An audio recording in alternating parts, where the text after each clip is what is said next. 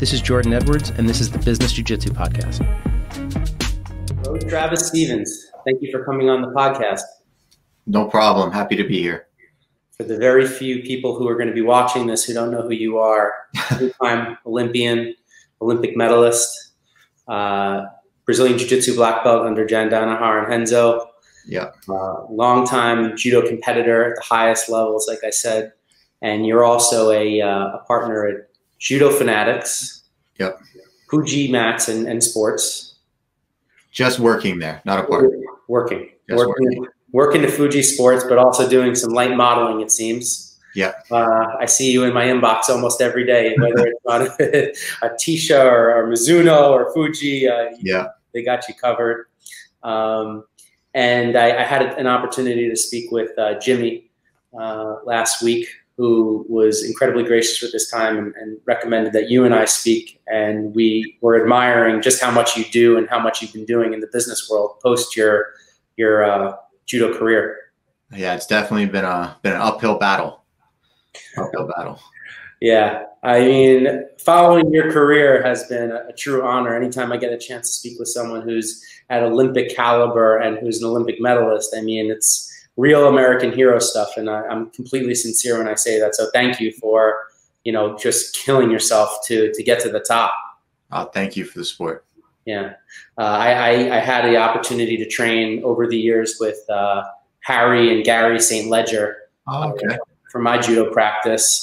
Even though I'm primarily a Brazilian Jiu-Jitsu athlete, they were very influential, especially in the early years before Harry moved out to Albuquerque. Yeah. And so I love judo, even though it's not my my primary focus. Having just a couple tricks in the bag is so beneficial in a jiu-jitsu. It really is. Yeah. So so this project is called Business Jiu-Jitsu, and I'm writing a book. It's my second book. My first book was called This Is It. It was a book about business, my first 10 years in business. And Brazilian Jiu-Jitsu and martial arts have been so impactful on my life. And even though I'm never going to be an Olympic quality athlete, the lessons that I've learned have helped me so much in business. And so I'm fascinated by the stories of people who make the transition in their life and can apply those principles. Have you found that these principles have helped you in business? A lot. More than you would think, really. Yeah. Is it explicit for you? Are there things you're using on a daily basis that you're like, I learned that on the mat, but it applies? I think it's more conceptual on what martial arts humbles you as a person. And when you're a lifelong athlete, so to speak, the one thing you take away from that is A, being coachable, and B, able to see trends within certain marketplaces, certain demographics, and being able to pull the trigger on instinct, I think is something else that athletes have an advantage of. I think that's why you see a lot of high-level wrestlers and stuff trying to make it into the stock market and, pull those legs, because their gut instinct is usually pretty strong and they're not afraid to use it. Funny enough, I had the privilege to train with John Cholish over the weekend. Have you ever encountered John on the mat? Yep. Yeah, I think he fits that bill pretty well. Mm-hmm. You said it so perfectly, and you encapsulated exactly what I'm trying to capture here. And the metaphors are so deep. I think John Danaher has been quoted many times by saying that metaphor is the best tool for teaching. And the metaphors that we learn on the mat, being coachable, one of the primary ones. If someone's not willing to show up on time and learn, it's very hard to find success. Yeah, and you can see it almost instantaneously.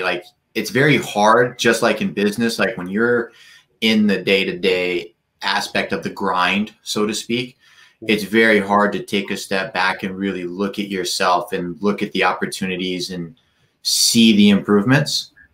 But as an athlete, I've done that aspect throughout my entire career, and it's how we developed and it's how we reached that highest level, because we have that ability to kind of step back and look at ourselves with, like a third party almost that doesn't know anything, and actually judge ourselves without any bias. And we can make really good decisions based on that. And when you're coaching and doing things, now that I run a jiu-jitsu school, you can almost see it in people where it's like, regardless of what I say, that if that person thinks they know what they're doing, they're just going to keep doing it.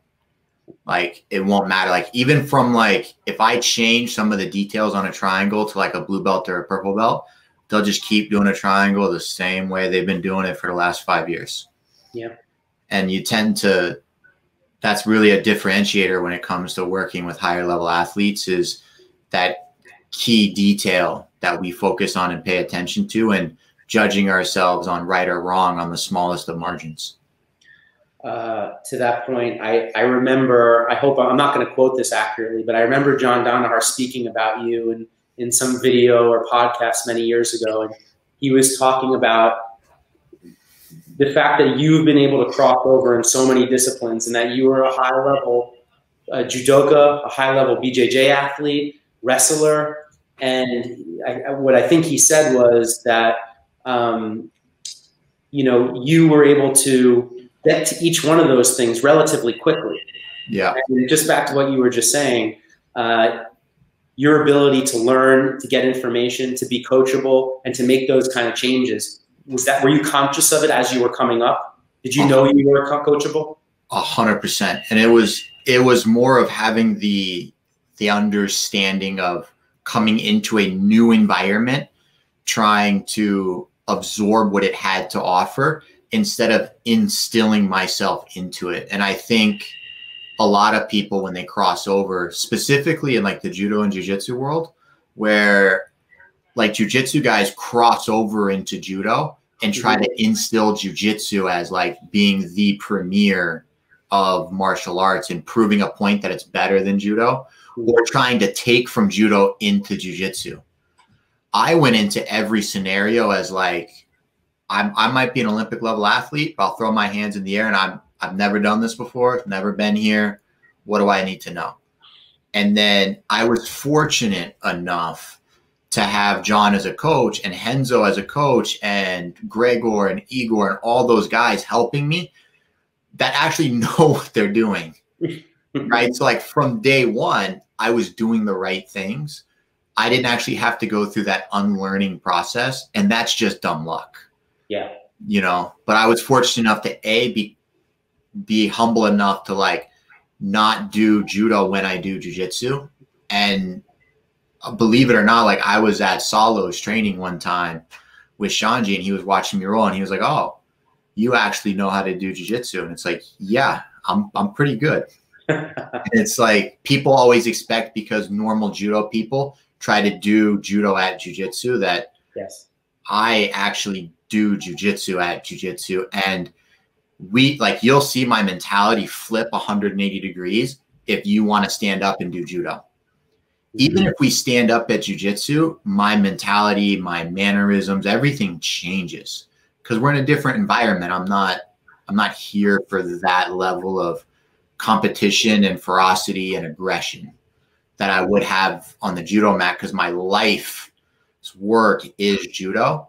If I lose an inch, it matters. If you pass my guard at jiu-jitsu, I just, whatever. I'm just here just to have fun and improve and, you know, absorb everything that's there. Yeah.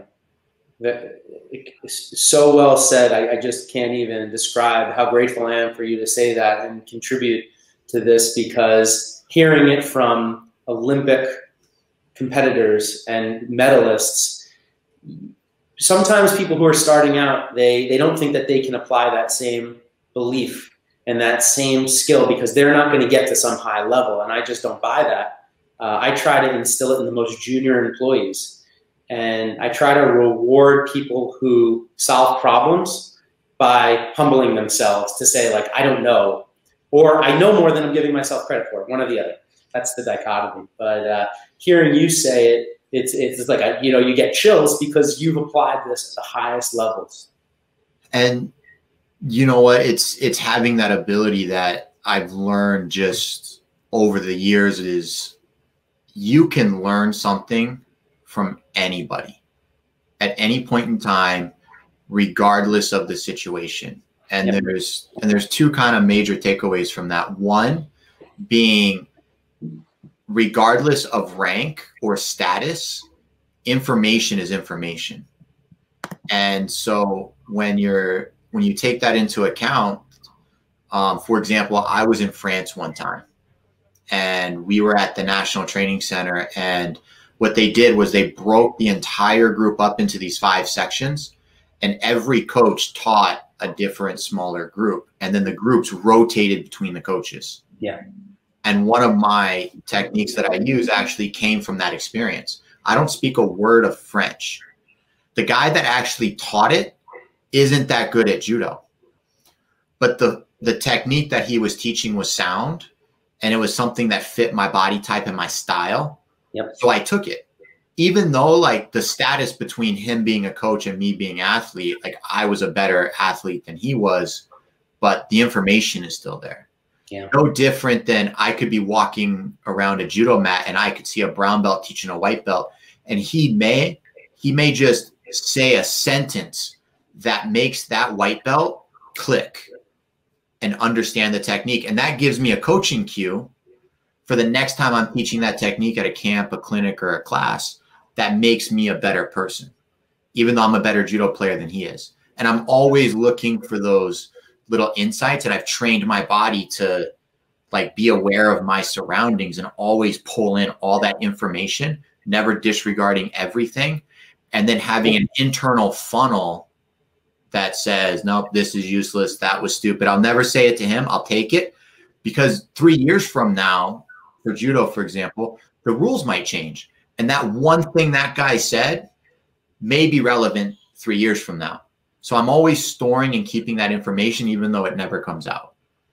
And I feel like when I'm dealing with college kids or kids fresh out of high school, when they're small pond going into a bigger one, so to speak, they take that big fish mentality in the small pond, and then they try to push it onto like, hey, I'm the popular kid going into college, instead of just taking a step back and absorbing everything that this new environment has to offer to grow from it. I feel like a lot of people are very aggressive with like, I know, it's like this, it's like this, it's like this. And you know what? At the end of the day, when it comes to business, just like nutrition for athletes, textbooks are one thing, real life is another. Absolutely. Well, it's funny you made that metaphor about kids going to college. The very first episode of this podcast is one of my best friends, and he's not a jiu-jitsu player, but he has a great story, and he's a really great businessman. And he was incredibly popular in high school, and we discussed that when he went to college, it all just fell apart for him. He ended up in the Israeli military because he just couldn't hack it in college. And we discussed that exact thing. You know, we discussed that big fish in a little fish going from being in a big pond, or a small pond, to going into now you're in the big real world. Yeah, I've always approached everything in my life in a timeline sense, meaning like, where am I today and where do I want to be and how far, and then what happens in the middle. And I think a lot of people forget that people, like, they look at like their idols, they want to live that lifestyle. But what they've never seen, because nobody's ever displayed it, is what they did from day one until they were able to live that lifestyle. Yeah. So and everybody's starting point is 100% different. For example, like me and BJJ, I may have the world's fastest path to black belt, but my starting point was different. Right? Because I had the ability to learn. I understood some of the terminology. I knew how to move my body, and I knew how to, more importantly, control another human. Right. So if I'm doing anything, like when I took on digital marketing, for example, you look at where the top players are and what they're doing and how they're doing it and the knowledge I know, and then I fill that gap as quick as possible. And sometimes that's 18, 19-hour days. It's just like that drive just has to be there. It's not, you know, oh, I have to work 8-hour days and I got to put in 10 years. It's how do I get there quickly and efficiently? Well, I do want to get to that in a second, but I want to go back to something that you just said before. You were discussing The first thing you said was, you know, sometimes you can't learn it in a textbook. But then, so the only thing I'm going to push back just for discussion purposes is about reading books. Because you said, you know, you see your idols and you just think they got to there and they were always an Olympic champion or they were always a business leader.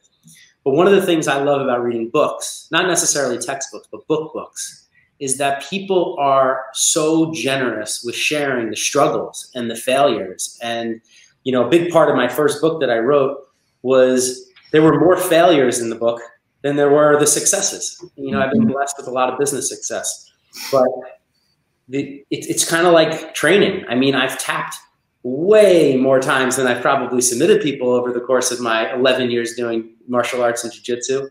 So, you know, I just absolutely, I love to read. You know, that's why I'm writing this book. It's not the only way. You can. I guess I should clarify that statement a little bit, just because, like, nutrition is a great example for people in general. So when I was gearing up for 2016, I had a meeting with the USOC nutritionist whose sole job was working with cutting weight sports. And he took my body fat, he took my weight, and I was weighing like 192 pounds with like a 6.2, 6.3% body fat at the time. But I was competing at 178 pounds. And he was like, hey, it's too unhealthy to walk around and cut that much weight and compete. It's detrimental. You should either move up to 90 kilos or we should get you on a nutrition plan to get your weight down and drop your body fat to like a 5.8, 5.5. So we don't want it to go to 5 to make the weight cut a little bit easier. And he wrote together this elaborate nutrition plan that, you know, according to a textbook and the numbers make 100% sense. Like, I get it. If you could stick to it, it would work. But then you throw real life into it. And it's like, hey, man, like, I'm on a plane every 3 weeks. Like, I got to travel out of a hotel. Sometimes, one time I flew to like Azerbaijan. They served no food because the Federation forgot to pay for the food service. So we were eating out of a convenience store for 4 days while cutting weight for a Grand Slam. And it's like, hey, man, what do you want me to do? Because I can't food pack for 2 weeks in Europe with dried food to travel with it. The Federation's not going to pay for it. Even if I paid for the food, they don't serve the things on the menu. So how does your nutrition plan help me? And that's what I mean by, like, you've got to be able to know it well enough to adapt to real life scenarios that makes you an expert in that field. And he was able to do it. And that's that difference between, like, taking what you've read in a textbook with no real world experience and having that balance where you can take a little bit of this, a little bit of that, and make an informed decision instead of just a decision. I wonder if you've ever come across at Henzo's, my sensei, Nardu Deborah. Have you ever trained with Nardu? You might recognize him because he's there all the time. Yeah, here. I might recognize him. This guy right here. This is his book. Oh yeah, I've seen him there. Yeah, longtime black belt, unbelievable guy. And to your point now, one of the things he always says is, and this was a lesson he learned as a young man growing up in martial arts, is he came back to his Sifu with the Tao of Jeet Kune Do. It was signed by the Bruce Lee's, one of his black belts. And he brought it back to his Sifu and he said, I read the book. I read the Tao of Jeet Kune Do. And then his Sifu looked at him and say, okay, now become the book. And I think that kind of, you know, reminds me of what you're saying is too. It's like, you need to live it out. Yeah. And no amount of what you're going to read in that book is going to be helpful. And so I think that's that factor where, like, people leave college with all this information and they forget that other half where it's like, hey, you go out into the world to start business, listen to the people with real world experience so that you can absorb it and then make, with both sets of information, an informed decision. And it could be the same one. It may be, but it doesn't mean you shouldn't neglect all that information and experience that people bring to the table. Yeah, absolutely. Couldn't agree more. So now back to the second thing, time. In another Don Donahart video, he talks a lot about you. And but I remember him talking about around the time that you were getting your black belt and you were up and back on that train. You live in Massachusetts, outside of Boston? Yep. But driving at the time. Oh, you were driving. Yeah. Well, I didn't start taking the train until after 2016. I could afford it. I mean, to think about the life of a professional athlete living in the Northeast, shooting for an Olympic medal, driving up and back and up and back. I do a lot of business in Springfield, Massachusetts, and so I'm constantly doing that trip. I mean, all with a broken foot too, and I drove a manual. So it wasn't pleasant. Listen, you really embody struggle and the time and showing what it takes to get great success. So when you're doing that and you're putting in those hours and you're putting in that work and you're on those drives, like, what are you doing on those drives? Trying not to cry in pain. Sitting for long periods of time hurts because I've torn my hamstring a few times. Yeah. You know, a lot of it goes back to, like you said, like metaphors make sense. Mm-hmm. But for me, some of them are just outlandish.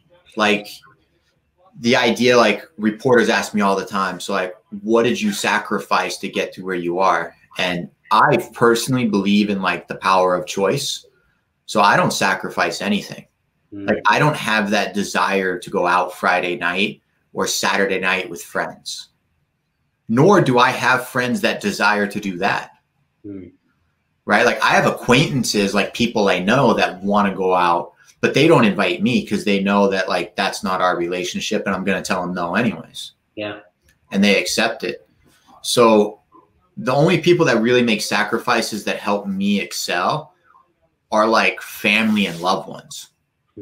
Like my wife, for example, understands that I'm running 4 to 5 companies at once. And if she doesn't schedule a date night, then she doesn't get one because I leave my house before 6 and I get home at 10.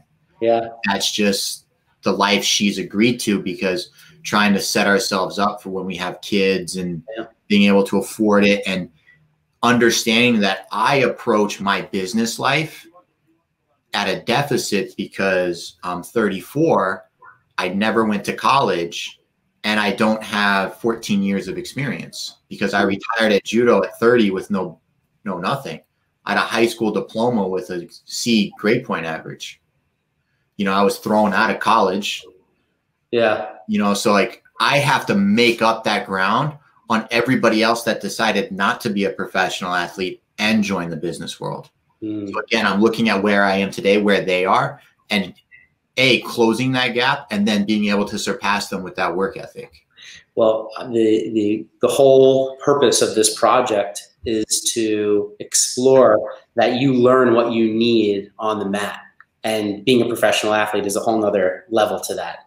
But I would venture a guess, running those companies and having now been doing it for about 4 years, that you're doing a pretty damn good job. And there's not one path to success. I mean, correct. There's so many. One of the things I was discussing with Jimmy is this bank account of life. And I can't even imagine how many doors are open to you in the professional sports world for judo fanatics or for your gym or for your working in the mat business because of all of those deposits you made in the bank account of life all over the world. Has it helped you? Yes and no. Like for judo fanatics getting off the ground, it was very simple to open up WhatsApp and go, hey, we haven't spoken in a while. I have this project. You want to be a part of it? Sure. Like when I go overseas to Europe to all the Grand Slams and I see all the guys, I can be like, hey, you want to do this thing? And the kicker is with me, I've actually never had relationships with any of these people. Because when I was an athlete, I didn't talk to people. Like when I went on trips, that's like a business trip and one long business meeting. Right. Like it would be so far that I would go to the cafeteria and grab my food and not even eat there. I would take it back to my room so I didn't have to deal with them. So now that I'm going back and we have all that history and we can connect, now I can bring those types of players over. Yeah. Well, it's, the relationships, whether how they were fostered is a different story. One in competition. Now I guess you're in the harvesting mode now. Yeah. You're going to really begin to appreciate how many people that are going to be able to help build your career. And there's just a level of respect that you get even at jiu-jitsu, right? Regardless of class, regardless of education, when you train with somebody and you sweat with somebody, there's a level of respect there that speaks volumes that I don't think you would ever get walking into a business meeting, for example, where like you're in a suit and tie and you're at a conference center and maybe that assistant is bringing in coffee and just setting the table. But when they're, a purple belt and you're a blue belt, and even though you're a CEO and they're an assistant, there's a level of mutual respect where it makes a difference at the end of the day. It absolutely does. No, and this was, you sparked something on what you said before about, not even having any friends that would call you to want to go out. I think that was such a beautiful thing and something I'm really going to think about for this book, because my life is reversed. My alter ego was martial arts. Everyone in my life, for the most part, didn't understand my hobby. They didn't understand the obsession, the need for complex problem solving and human Rubik's cubes. Like, they just didn't get this other part of my life. And they'd say, how's that? How are you still doing that karate thing? Yeah. And through doing this podcast and researching this book, it actually made me start to focus more on the relationships within the martial arts community and the Brazilian Jiu-Jitsu community, and say those kind of relationships are so important to foster. And actually, it harmonized the two things I love, business and jiu-jitsu. And I'm too guilty of having too much fun. While you were out winning world championships and pursuing Olympic gold, I was, I was doing martial arts at night, but Friday night rolled around and I was partying. I'm 35 now, I'm a year older than you, but from 22 to 30, right before I met my wife, I was just having fun. So it's something to think about. And if you can, there are people that I know, younger people, who are maniacally focused on their careers. And listen, all balance is good. Yep. Unless you want to be a billionaire or win an Olympic athlete. I mean, if you're for me, you want to be a billionaire. I've always been accused of A, training too hard, B, overworking, and 3, lack of balance. And I think the important thing for people to realize is when you read those memes on social media or you hear certain things, you really got to take it with a grain of salt and take the concept and bring it internally to figure out what it is you need. Like, for example, I see this all the time with athletes. Competition ends, we party. Yeah. But it's a trigger that happens systematically in your brain, no different than if you've conditioned yourself to hit the snooze button, you're going to hit the snooze button. If you condition yourself to sit on the toilet for 30 minutes checking Instagram, then that's what you do. It's like something that you just can't live without. I look at balance as individual, meaning if I can go, 3 months with no break, then I go 3 months with no break. Like, my body and my mind tell me when I need it and for how long. It's not just because of a date on a calendar. Like, I work on Christmas. I worked on my wedding day. Like, it's just, that's in my nature to do that. Otherwise, I get anxiety and frustration, and I tend to take it out on people around me because there are things I could be doing in my life to better my life and better the people I love and their lives. And taking time off when I feel like I don't really need it. And there's a time where you deserve it, and there's a time where you need it. And I focus more on the I need it than I really deserve it. Yeah. Well, do you think did you learn it, or do you always remember being that way? I think it was really ingrained in me as a kid. I had a really strict martial arts instructor. I mean, back to like the like sticks and like the hitting and the push-ups and the screaming and the cursing. And I think it was driven into me by a fear of like, don't piss that guy off. Don't do it. Do whatever it takes to not mess up. I remember my first martial arts class. I was 7 and I didn't know my rights from my left. So when he was teaching class and he was doing things, I was mirroring him when I wasn't listening, right? I was mirroring, and he stopped the class and he screamed at me for 30 minutes. The whole class, all I did was get screamed at. And I was so embarrassed. I was so afraid. Yeah. I made sure it never happened again. And it gave me that like hyper focus, like rather than break down and just walk away, I actually enjoyed it, like the actual sport aspect, even though I was getting yelled at. And it made me hyper aware of my surroundings and seeing and listening at the same time to pay attention to the details to make sure this thing never happened again. And now when I watch like John coaching or somebody coaching, I can see something, practice it for 2 minutes, and do it to people in the room. Do you think that has anything to do with, I personally believe he's one of the most effective communicators I've ever come across. His teaching style, for me, the way that he teaches, I've taken a few of his seminars and I have a load of his videos. I get what he's saying. You know, when he's communicating a technical detail and the reason why you need to do it, he's like speaking my language. Do you have the same experience? Not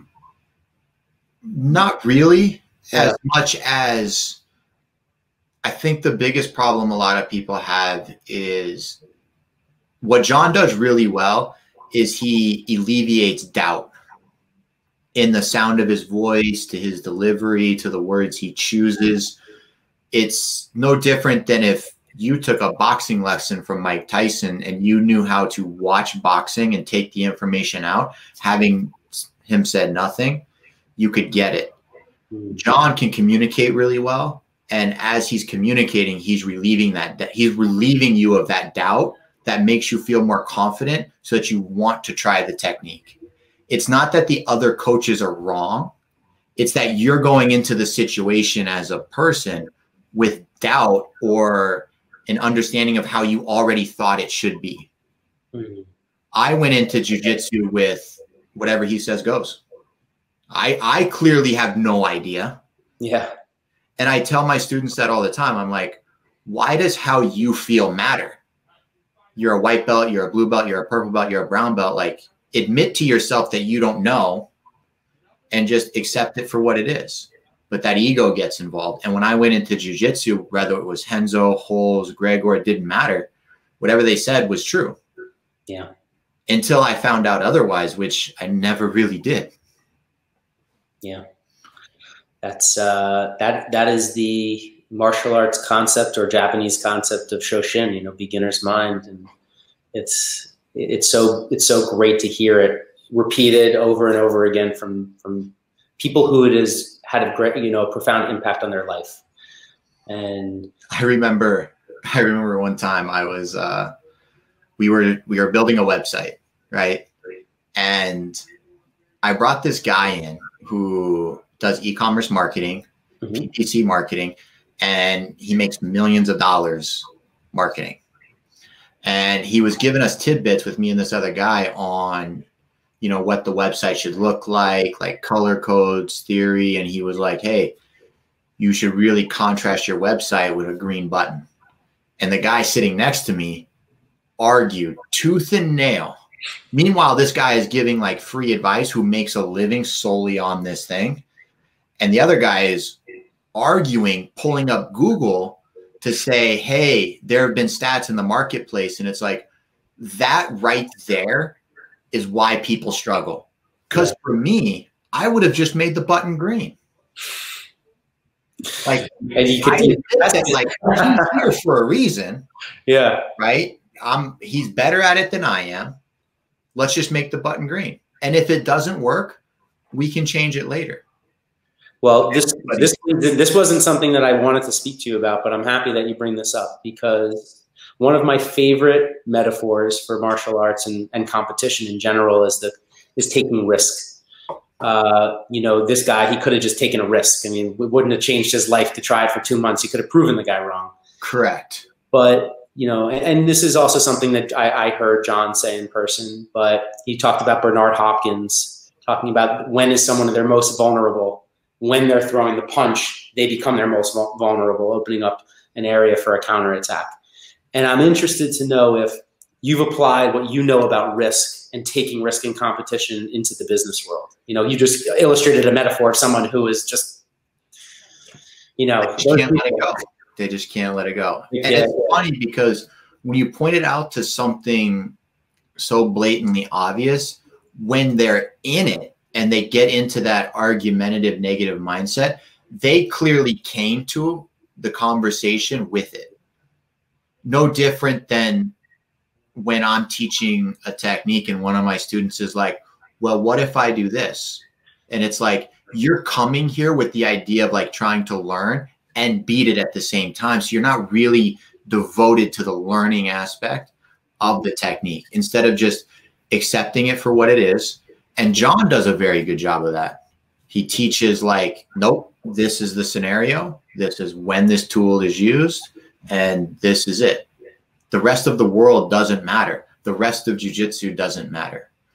And I think when I'm talking about taking risk, whether it be in business or in martial arts, it's really diving down to like that very narrow view of the situation and saying, what is the real risk right here for this one thing, you know? And I guess for me, it's the gauge on worst case scenario.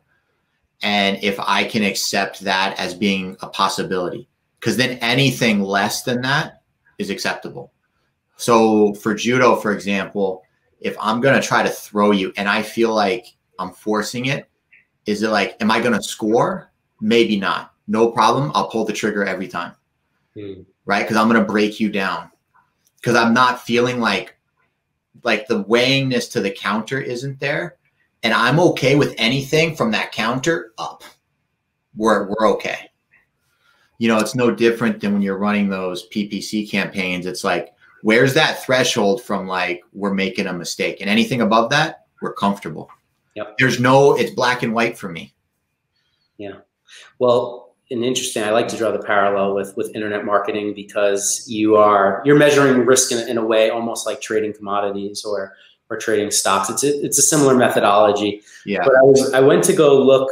I went on your YouTube channel in advance of this interview, and I went through all the different technique videos, and I was looking for something, and then I found it, and it was something to the effect of the strategies that you use in competition. And it was like a live stream that you had done a couple months back, maybe in July. And one of the first concepts you taught was about staying directly in front of your opponent. And you don't want to be slightly off to the side because you want to cross their arm in front of them. Yeah. And that to me rung so true for business also when you're out there competing. And I think, I know that you said this at some point, it's in my memory. It was something to the effect of, they can't beat you. Only you can beat you when if you were to play 100% mistake-free, you wouldn't lose. And the only time you lose is when you make those micro mistakes. The power of choice. Yeah. And accepting it. That is the perfect business metaphor. I tell that to my teams all the time. I said, don't worry about the competitors. Don't worry about the sale they're running. Don't worry about what they did to their website today. You can only affect how you operate, what you do, how well you do it, how you optimize the campaigns. That's where I was talking about the PPC campaigns. Nothing they do. And what I tell them all the time is you might be copying them and they're about to be out of business. You're making some bonehead decision that they make because it looks like 5 other companies are doing it. And I'm in the women's apparel business and the real estate business. Those are the 2 things that I do primarily. I have other businesses and investments, but I'm the CEO of Mixology Clothing Company. We have 12 stores, about 225 employees, and the website, and then the real estate business. And I'll often have a manager come to me and say, like, we need to do this because this competitor's doing it. And I'll say, what if they go out of business tomorrow? Yeah. you know? So I was, I thought it, you, not to repeat myself, but when you said that about staying in front of them and not getting off balance, that is that. Yep. Everything's a choice. Don't follow. Just focus on yourself. Stay on your path, your alignment, and just set those micro goals for yourself so that you get used to winning consistently. Yeah. And people only see like pie in the sky, and it's such a hard thing to teach people because they feel like the micro goal of like the day in, day out is achievable, so it's not worthy. And it's like, but if it's achievable, then achieve it for me and just show me you can do it. But they don't get that rush of exhilaration because they don't understand that compounding aspect to judo, to business, to anything in martial arts, right? Yeah. So I wish there was a way to just instill that in people and get them to like understand that like you can't just hit a home run every time. Like sometimes contact is a good thing, right? If you always make contact with the ball, you'd never strike out. That's right. I think about that every day. As a matter of fact, my personal struggle is and why I'm so fascinated with risk is I'm too patient. I'll stay in the game forever. I've had to push myself as my career has gone on, and I've gotten much better at this through martial arts with taking the risk at the chance of losing and knowing that it's okay to fail or to lose, or sometimes I'll make a big investment to open up a store that's in a little outside my budget or in a little too nice of a market. And we were scared to do that 10 years ago. But now, having been in the business for 12 years or going on 12 years, I'm a little bit more bold in my decision making. And I'm happy to go after something that people think, oh, it's a little bit of an imposter syndrome. But now I feel like, no, I'm going to go after it with everything that I've got because I have the confidence to know that I could actually get it done and deliver. And I think a lot of that confidence comes from just that knowledge of being in the industry and having enough mistakes along with successes to understand that you could juggle the mistakes and you know enough to correct them. There's not that fear of like what happens if it fails. And I think for like jiu-jitsu, even in business, that lack of knowledge is what really prevents people from pushing the envelope. Because if it doesn't work, what happens? And they don't have good, I guess, plan Bs, so to speak, or problem solving abilities to figure it out. I also don't, but I also trust in my ability to figure it out. Yeah. Right? Like I believe in my intelligence to figure it out myself or find somebody who can help me figure it out. Yeah. That is the key to business. That is it. I mean, you really just nailed the whole essence of being in business, which is, and by the way, the motto of my company, which is we're a culture of creative problem solvers. And I often have a manager and they come to me and they want me to keep making the manual bigger and bigger and bigger, more processes, more procedures. So you can't have a process for everything. You just have to use your brain. You know, sometimes it just comes down to, let me figure this out at any cost. Like you just said, I'll call someone until I get it done if I don't know how to do it myself. Here's a question. How many emails do you get from people in your company where they didn't actually take 10 minutes to figure it out themselves? They sent an email and was like, hey, let me know how to do this or answer this question, instead of taking their time to slow down and then figure it out? A lot in the past. And I've done two things that I'm really excited to share here, and I'll use this as a clip. The two ways that I was able to get around that was with really clear and easy, effective communication. So we do a Zoom call, all hands Zoom call every single day at 10 a.m. And we installed Slack at my company. Now, we have Slack now, 2020, post-quarantine, you say, okay, great, you have Slack at your company. Well, over the past 10 years, I had tried to deploy Slack on 4 separate occasions, but I wasn't able to get buy-in from the team. I have retail workers. They are not in front of their computers all day. They're on their feet. It's hard. You have a lot of junior staff, high school and college girls. the women who run stores are sometimes not tech savvy. They're women of a different generation. And so I fell on my face 4 times with it. But when we were forced to close our business on March 16th, we got 100% company buy-in in 1 day because they had to do it. And so those 2 mechanisms have helped really get clear, effective communication and also accountability. And so every day I'm speaking the same way I'm speaking to you right now. I speak to my whole entire company. There could be upwards of 100 people on the call, and they're hearing it unfiltered from my mouth. Yeah. And I'm promoting our core values. And one of our core values is being creative and being a problem solver. And then we have what's called an LMS, a learning management system, where I created all these courses, and we're training how to be better at that. But to your point, the first 6 or 7 years of my company, every single day, ring, ring, ring. How do I fix the printer? Ring, ring, ring. What do I do about the point of sale? It's all day. You know, but we're gonna wrap up in a few minutes, and I'm so grateful for your time. But I wanted to ask you about your relationship with Jimmy. I asked him this question too. Are you aware of the relationship between Phil Knight, the founder of Nike, and Bill Bowerman, his track coach and founding partner of Nike? Do you know about that dynamic in that story? Bill Bowerman was the coach of Oregon track for generations, and he was always looking for a leg up for his track athletes. And so he was constantly tinkering with how to make shoes. So he was trying to make them lighter, faster, more traction. And Phil Knight, who started Nike, he was never the best track athlete, but he became like the guinea pig for Bill Bowerman. And Bill was kind of like this star in the industry, and Phil went to get his MBA, and then he conceptualized Nike. And I love the dynamic. First of all, it's like one of the best books ever written. It's called Shoe Dog. It's about the story of Nike. But it just reminds me kind of your relationship with Jimmy. I don't know it only from the outside looking in, but he was your coach.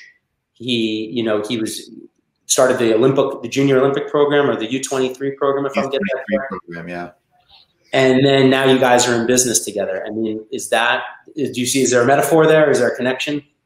You know, I'm not 100% sure. You know, it's kind of one of those things where it started when I was really young, and he started young in his career as a coach.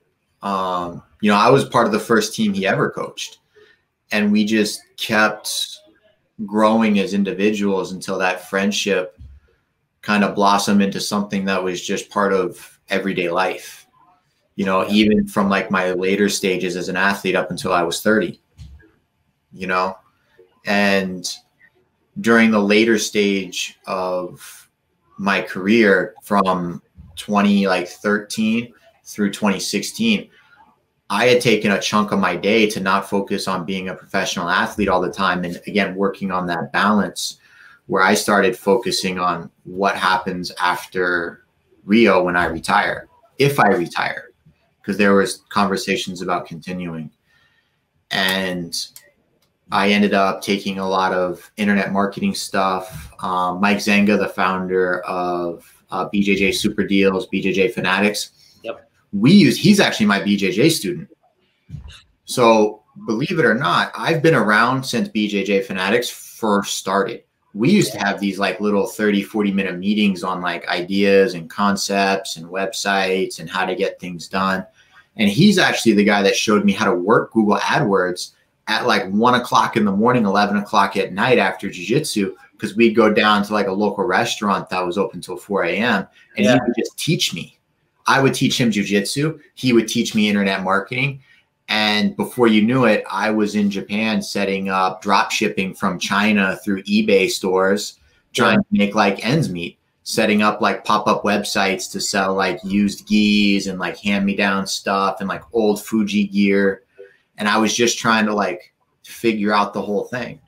So when I retired, I kind of just went to Fuji Sports and was like, well, here's how I can help the company. Yeah. And it started with like a super, super small role, and it's just kind of grown ever since. And since the close of 2016 working for Fuji Sports, Jimmy and I have started a nonprofit called Project 2024. We've raised, I think, $250,000, put on like another $150,000 worth of seminars. We've taken kids to Europe twice, hosted camps all over the country. And then we started another business, which was the American Judo System, which is an online monthly subscription website for judo development in all of America to kind of unify the continent against Europe and Asia. That's great. Yeah, he mentioned American Judo System to me. I got to. I'm going to email him for some more info. I was looking for it. It's a new venture, right? New venture, not even up yet. Still building the splash page and everything. It should launch in a couple weeks. Yeah, if everything goes smoothly. Well, the reason why I brought it up with Bowerman and Phil Knight was just because when I see guys like you attacking business, I just get so excited because I love business as much as I love jiu-jitsu, and you get these guys that are Olympians, and now you're dedicating your time and attention to all these businesses, and you just know you're only 4 years in, but I know in 10 years from now, 14 years in, you can see the trajectory. It's pretty clear for me to see, anyways, an investor to see what's funny. When I talked to Bernardo about this, because we're both high level athletes, like at the top of our fields, right? Yeah. And now we both kind of have made that transition into business in different areas, but we work together in some aspects. That when I was getting ready to compete against Yuri at Fight to Win, me and him were training, and we would get together and we're like, you know what, like this just doesn't interest us anymore. Yeah. Like we would spend like more time talking about the funnel and the emails and the data. Yeah. Than we would like actually participating in the training.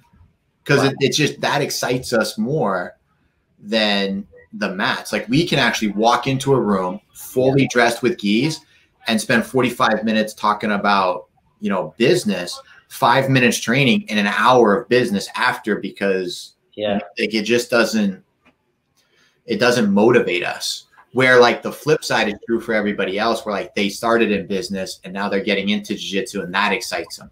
We're just at opposite ends of the scale. Yeah, except that I'm fighting father time with my body, and 24-year-old guys are just so fast. But hopefully I'm going to keep getting better for the next 10 and 15 years or so. Well, listen, absolute pleasure. I can't thank you enough for giving your time to this project. I hope that I can come up and visit you in Massachusetts over the next couple months when the world gets back to a little normal. I'd really love to train at your school. And if you don't mind, I might call on you in a couple months as this research progresses with a question or two. Of course. Really, really grateful. Thank you. No problem. Thanks for having me.